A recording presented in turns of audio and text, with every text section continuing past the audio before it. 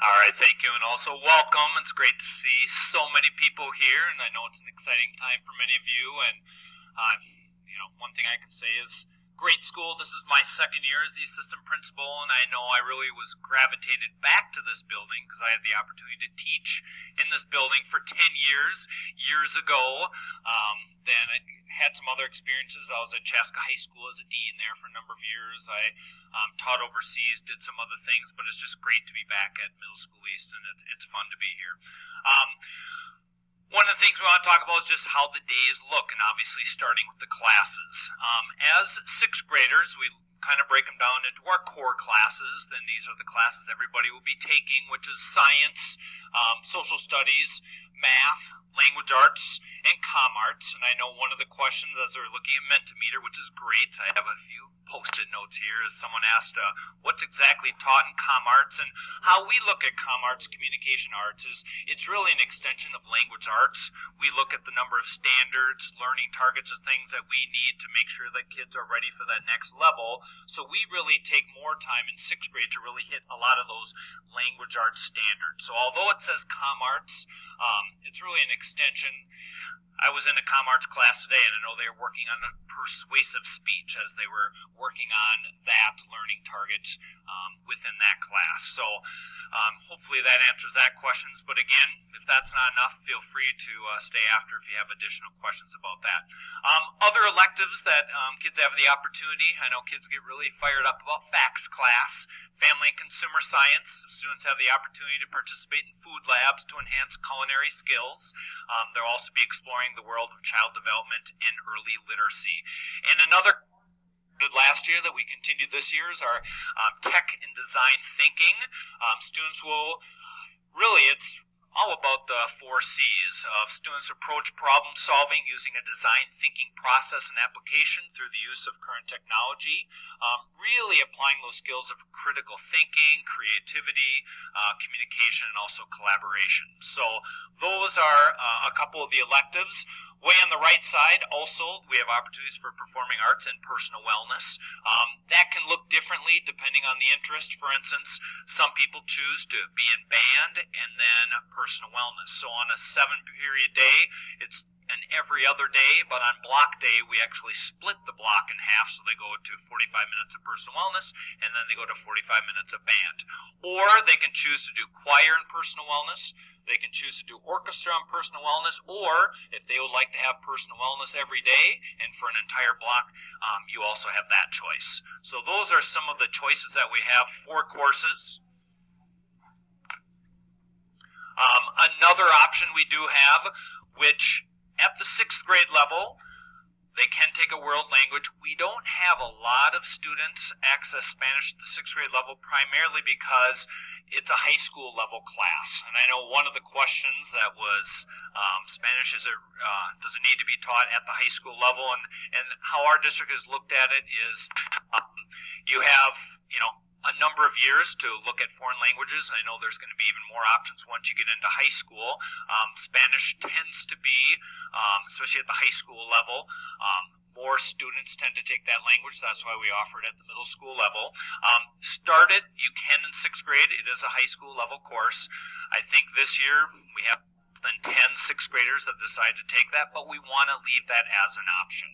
Last year we had a few more take it, but that is an option. The pace and rigor, it is an accelerated course. It's at a high school level. It will show up on your son or daughter's high school transcript. And there is potential, if they decide in sixth grade and they want to continue on with Spanish, first, then second and third year, there is a potential for travel. Primarily, it would go to West. Right now, we have enough students at that level that are here, and a number of kids that come from West walk over, take the class here.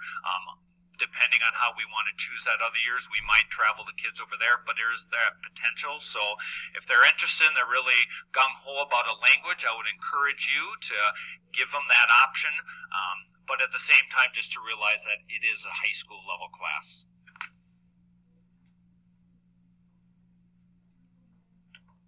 And now I have a couple other teachers going to talk about another structure within our school.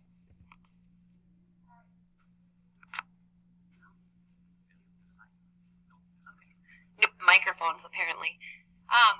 Well, WIN, you are hopefully familiar with, because I know that the elementary schools are using as it is something that is done district-wide. WIN stands for What I Need, and it is a highly personalized time of the day where we can focus on prevention, intervention, enrichment, and extension for all of our students. So in middle school at East, we have offered WIN sessions 3 times throughout the week. One is on Wednesday, and then we typically have 2 on Thursday. And it provides opportunities to personalize the learning for the students. Again, it allows us to create or work with them for prevention, so keeping them from falling behind or catching back up to speed on their learning. And then also to push some students beyond and give them some opportunities to extend their learning in different ways through clubs and various activities that we have within our building. Okay, so how it works. It's actually really slick. All of the teachers, all the staff around here decide what our kids need.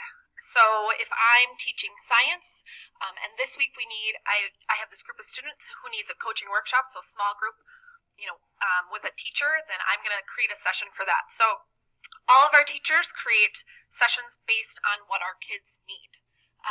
So we'll have, like I said, coaching workshops, so a small group. We might have conferencing, so if students need to meet one-to-one with a teacher, we'll have a focused flex time, so if there's a specific activity a group of kids needs to come in to complete. As Mrs. Woodrow mentioned, enrichment opportunities or extensions of learning targets. So it's a really good time for all kids to get specific support on what they need. And what makes it really nice is that we use a district-created program called Flex Scheduler. So we plug in all of our sessions. Kids can see them actually ahead of time, so they can start choosing what they need. They sign up. We also have the ability to, if I know a specific student needs something, I can put them in my session too. So it's a really slick program that helps us meet the needs of all of our students. Different than elementary school is, I have a 3rd grade daughter in elementary school, and she uses all of her WIN sessions. And so here it's a lot of student choice on what they're going to sign up for, what they personally need in any given week. So that's one of the advantages in middle school, some of that independence, and one of the things we track within our advisories as to what sessions they're choosing, and we have conversations with them on if they're choosing their sessions wisely and how that's benefiting their learning throughout their courses. And actually go along with WIN, just a couple questions that came in on Mentimeter. It says, if a student has never played an instrument, how far behind will they be in band? And we find, especially for students coming in new to the district where they just didn't have that opportunity, it does happen. And I know WIN sessions is one of those times where Mr. Potter, who is the band director, does take some time to have some of those kids come in so they can catch up, because they naturally... They haven't had as much experience with an instrument as others, but we want to encourage where if kids want to be in band, we don't want that to be a deterrent, that we certainly want them to pick up that instrument. And then, this summer, it's probably best to reach out to Mr. Potter to figure out, well, what instrument should they play or what can they play, to reach out to him and he can help you through that process if your son or daughter is interested in that. Also, another question that came in, do we use the pool for Phi-Ed? Yes, we're very fortunate, not only to have the pool and now the dome, and we have a lot of, great places for kids to experience. And also during WIN, I know that also becomes a popular enrichment activity. Some kids, they kind of get through the pool unit during Phi-Ed, but there's others who are really gung-ho about the pool, and we can also offer some of those times.